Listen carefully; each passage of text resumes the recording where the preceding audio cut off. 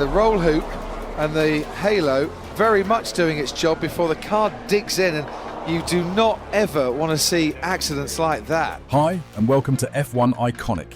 Today, we're counting down the 10 worst crashes in Formula One history. Big fire there as they exited out of turn 3, and that looks very nasty indeed, and unsurprisingly, that is a red flag. Some of these moments changed Formula One forever, leading to new safety rules, lasting memories, and heartbreaking loss. Viewer discretion is advised, as a few of these crashes ended in tragedy. Starting at number 1, Gilles Bianchi. The 2014 Japanese Grand Prix. F1 crashes often lead to chaos, but few have happened under such tragic and bizarre circumstances. During the rain-soaked 2014 Japanese Grand Prix, Adrian Sutil spun off and hit the barriers. While marshals were recovering his car with a crane, Gilles Bianchi lost control at the same spot and slammed into the crane itself. He suffered severe head injuries and remained in a coma. 9 months later, Bianchi sadly passed away, becoming the first F1 driver to die from race injuries in over 20 years. Number 2, Gilles Villeneuve at the 1982 Belgian Grand Prix. During the final minutes of qualifying, Gilles Villeneuve tried to improve his lap time. While attempting to pass a slower car, confusion about positioning led to a horrific high-speed collision.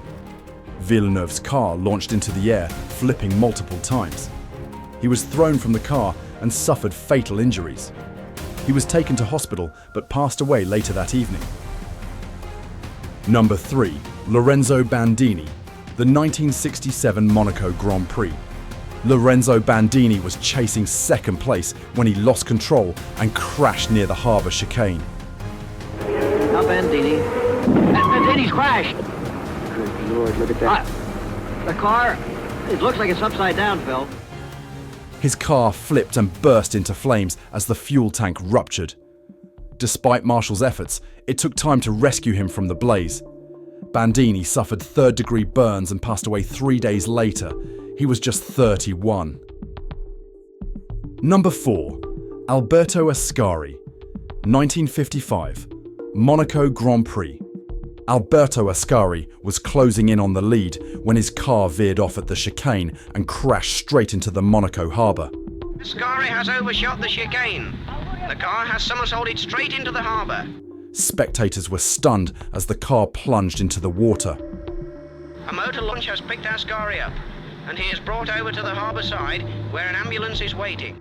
Moments later, Ascari surfaced and was pulled to safety. Remarkably, he escaped with only a broken nose and some bruises. Number 5, Ronnie Peterson, the 1978 Italian Grand Prix.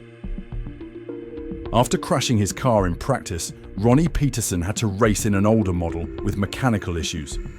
At the race start, a premature green light caused chaos. Peterson's car collided with James Hunt's McLaren and hit the barriers, bursting into flames.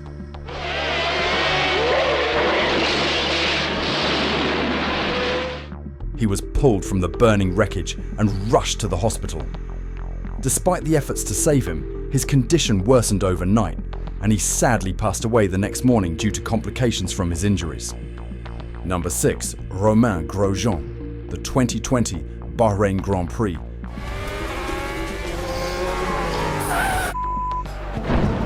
One of F1's most miraculous escapes.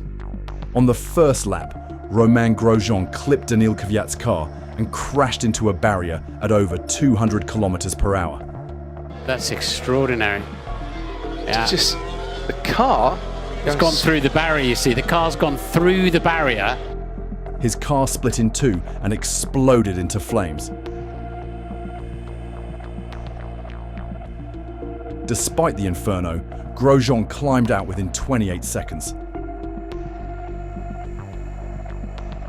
He suffered burns to his hands and a sprained ankle, but survived what could have been a fatal crash. I thought about my kids and I said, no, I cannot die today. Number 7, Wolfgang von Trips. At the 1961 Italian Grand Prix. On the second lap, Wolfgang von Trips and Jim Clark collided at high speed. von Trips's car went off track and struck a crowd of spectators. He and 15 fans were killed in the incident. Despite the tragedy, the race continued, and Phil Hill, von Trips's teammate, won the title that day. Number 8. Niki Lauda, the 1976 German Grand Prix. An F1 legend, Niki Lauda faced death and beat it. During the second lap, his car spun out, hit the wall and burst into flames. Trapped in the burning wreckage, fellow drivers pulled him out. Lauda suffered horrific burns and was in a coma. And the initial prognosis was that he had little chance of survival. The nature of his injuries was such that a priest was called to administer the last rites. But just 6 weeks later, he returned to racing and went on to win 2 more world championships. Number 9. Ayrton Senna, the 1994 San Marino Grand Prix. My goodness! I just saw him plunge off to the right. What on earth happened there? I don't know. A racing icon, Ayrton Senna had a strong lead during lap 7 when disaster struck. His car left the track and crashed head-on into a concrete wall. The force tore off the suspension and nose, striking his helmet. Ayrton ran out of luck. He did not have a broken bone in his body. He did not have any bruising. If that piece of assembly would have gone 6 inches higher or 6 inches lower, he would have walked back to the paddock. Despite medical efforts, Senna passed away later that evening.